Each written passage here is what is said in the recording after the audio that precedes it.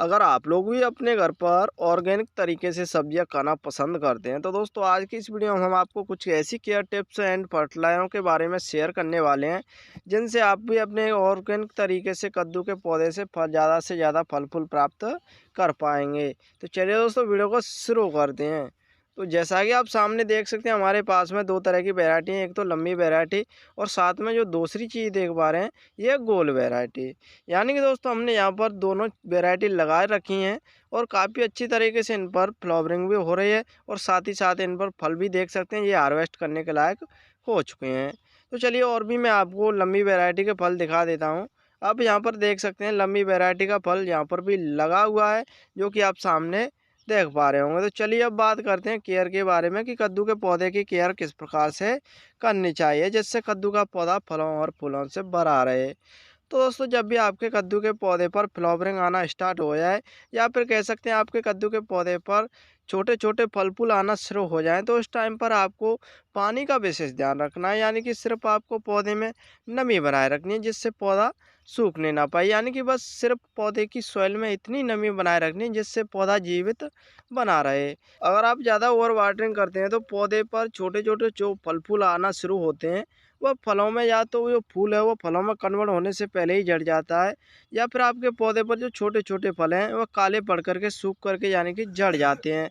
तो दोस्तों पानी का आपको विशेष ध्यान रखना है। तो चलिए अब बात करते हैं कि पौधे की और कौन कौन सी चीज़ों का ध्यान रखना है। और दोस्तों आपको पौधे की 10 से 15 दिन के बाद में गुड़ाई जरूर कर देना है। गुड़ाई करने से होता क्या है कि जो पौधे की रूट्स होती हैं वो चारों तरफ फैलने लगती हैं और साथ ही साथ पौधे की रूट्सों को ऑक्सीजन मिल जाती है। अगर पौधे में बेकार में घास वगैरह निकल आता है यानी कि जो पोषक तत्वों को बेकार में ग्रहण करता रहता है और पौधे में पोषक तत्वों की कमी हो जाती है, उससे भी छुटकारा मिल जाता है।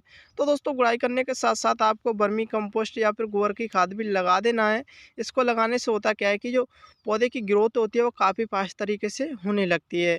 अगर पौधे की ग्रोथ फास्ट तरीके से होने लगती है तो उस पर फल फूल आने के चांसेस भी हो जाते हैं।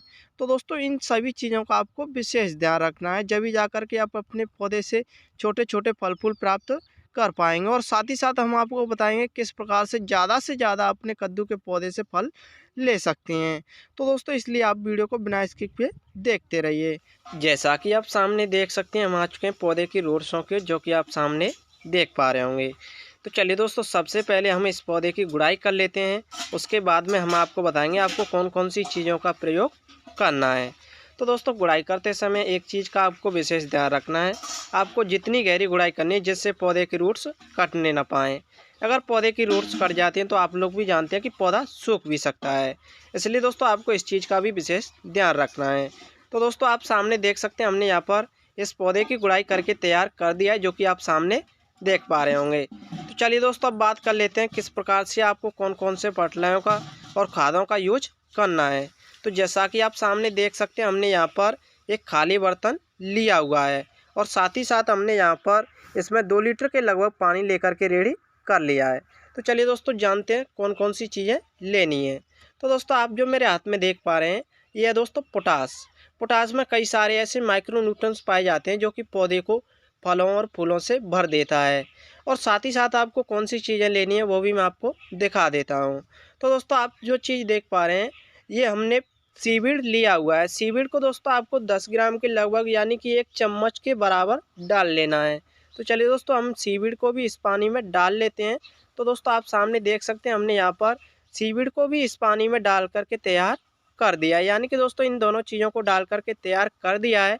इतना काम करने के बाद में आपको इन दोनों चीज़ों को अच्छी तरीके से हाथ की सहायता से या फिर किसी भी चीज़ की सहायता से आप घोल सकते हैं।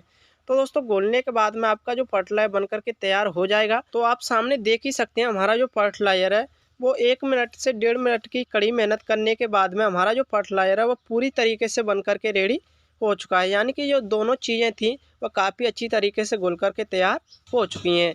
यानी कि दोस्तों हमारा जो फर्टिलाइजर है वो पौधे में डालने के लायक हो चुका है। तो चलिए दोस्तों हमने जो पौधे की गुड़ाई की हुई है उसमें चारों तरफ इस बनाए हुए फर्टिलाइजर को डाल करके तैयार कर लेते हैं। तो दोस्तों आप सामने देख सकते हैं हमने यहाँ पर इस पौधे की जैसे गुड़ाई की हुई थी उसमें चारों तरफ उसी प्रकार से इस बनाए हुए फर्टिलाइजर को डाल करके तैयार कर दिया है। तो दोस्तों आप इतना काम कर लेते हैं तो आपका भी कद्दू का पौधा फलों और फूलों से भर जाएगा। तो चलिए दोस्तों, फिर मिलते हैं किसी नए टॉपिक के साथ, तब तक के लिए थैंक यू।